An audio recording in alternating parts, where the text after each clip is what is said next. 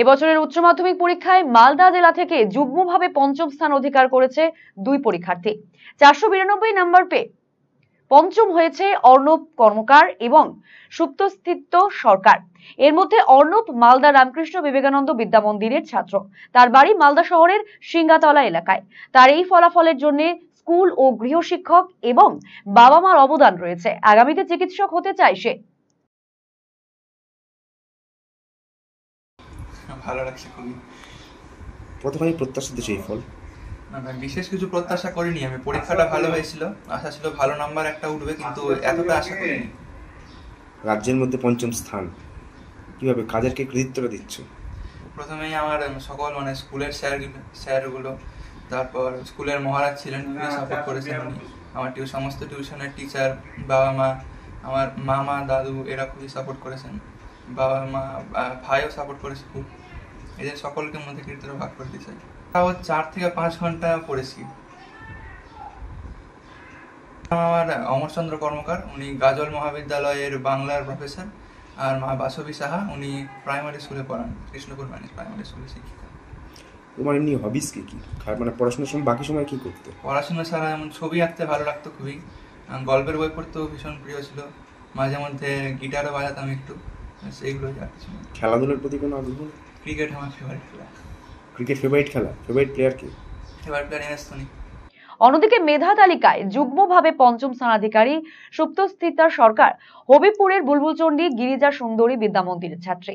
তার বাড়ি ইংরেজবাজার শহরের রিজেন্ট পার্ক এলাকায়। কলা বিভাগের এই ছাত্রীর ফলাফল বের হতেই উচ্ছ্বাস ছড়িয়ে পড়ে পরিবারে। ট্রাভেল প্রিয় এই কৃতি ছাত্রীর এক ইউটিউব চ্যানেলও রয়েছে।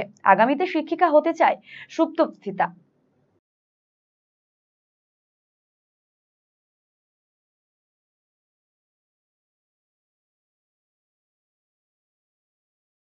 আমি 492 পেয়েছি এবং পশ্চিমবঙ্গে পঞ্চম স্থান অধিকার করেছি। কতক্ষণ পড়তে সারাদিনে? ঘন্টা হিসেবে আমি পড়তাম না, আমি একটা টার্গেট নিয়ে পড়তাম। যেমন প্রথম দিকে আমি প্রতিদিন 4টা সাবজেক্টের কিছু কিছু টপিক আমি ভেবে নিতাম, এই টপিক আমি আজকে পড়বো, এবং সেটা কমপ্লিট করার চেষ্টা করতাম।